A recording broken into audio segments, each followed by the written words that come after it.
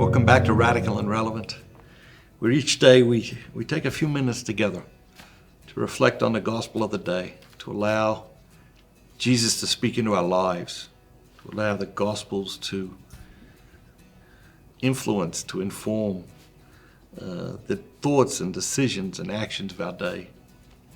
Today's reading is from the Gospel of Luke, chapter 4, verses 14 through 22.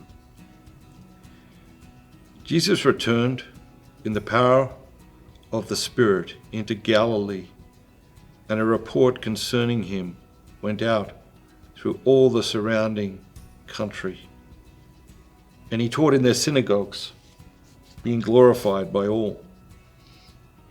And he came to Nazareth, where he had been brought up. And he went to the synagogue, as was his custom, on the Sabbath day. And he stood up to read. And there was given to him a book of the prophet Isaiah. He opened the book and found the place where it was written, "The Spirit of the Lord is upon me, because he has anointed me to preach good news to the poor.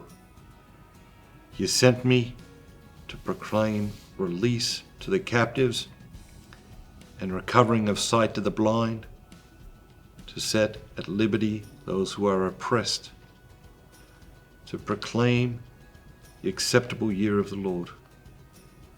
And he closed the book and gave it back to the attendant and sat down. And the eyes of all in the synagogue were fixed on him. And he began to say to them, "Today the scripture has been fulfilled in your hearing." And all spoke well of him and wondered at the gracious words which proceeded out of his mouth. And they said, "Is this not Joseph's son?" What jumps out at you today? It's hard to go past that last one, isn't it? Is this not Joseph's son? And haven't we all had that said about us at some time in our lives? You know, where we do something that is outside people's understanding of us, or outside the box that people want to put us in, and they say, "Well, hold on a minute. Like, isn't this the kid I went to school with? Or isn't this the guy who this? Or isn't this the girl who that?" And it's a question of disbelief, right? This isn't possible because this is just Joseph's son. Isn't this Joseph's son? Sometimes, you know, you're watching a movie and there's just these epic moments, right? Well, this is one of those moments. And you've got Jesus. You got Jesus come back to his hometown. You got Jesus going to the synagogue. You got Jesus reading from the scriptures. Think about that. You've got Jesus reading from the scriptures. Imagine being there, right? And Jesus is reading the scriptures to you. And then he sits down and they're all looking at him and Jesus says, it's like one of those moments right here. "Today, this scripture has been fulfilled in your hearing." It's one of the greatest moments in history right there. We just read it, oh, it's another reading.